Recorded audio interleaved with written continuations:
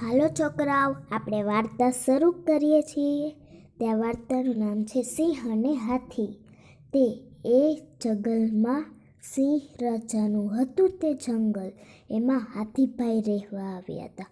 ત્યાં તો સિંહ રાજા આવે છે હાથીભાઈની પાસે. પછી ધીમે ધીમે હાલતા આવે છે અને ડાયરેક્ટ એને ગુસ્સો આવી જાય છે. બહુ ગુસ્સો આવે છે અને પછી સિંહ રાજા બોલે છે કે હાથીભાઈ તમારે શું કામ હતું?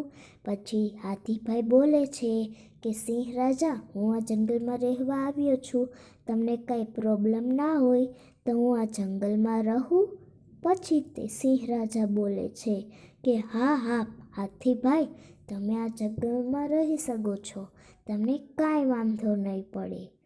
પછી તે સિંહ રાજા બોલે છે કે મારે એક ભાઈબંધ છે ને, તેનું નામ વાઘ છે, તો આપણે ચલો એની પાસે જઈએ. તે અંદર જંગલમાં છે, તો આપણે અંદર જતાં વાર લાગશે, તો દોડીને જવું પડશે. પછી તે દોડતા દોડતા જાય છે. સિંહ અને હાથી દોડતા દોડતા ફટોફટી જાય છે અને પછી તે પૂગી જાય છે અને તેણે એકબીજા સામું જોઈને દાંત કાઢે છે. પછી તે ત્રણેયને ભૂખ લાગે છે. તે એટલામાં ખાવાનું ગોતે છે, પણ હાથીભાઈની નજર એક લાડવા પર પડે છે.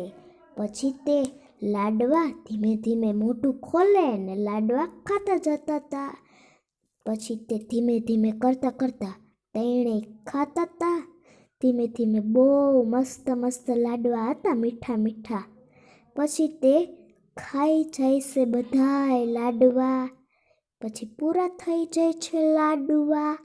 પૂરા થઈ જાય તો હાલો છોકરાઓ, મજા આવી હોય તો લાઈક કરજો, શેર કરજો અને સબસ્ક્રાઈબ કરજો.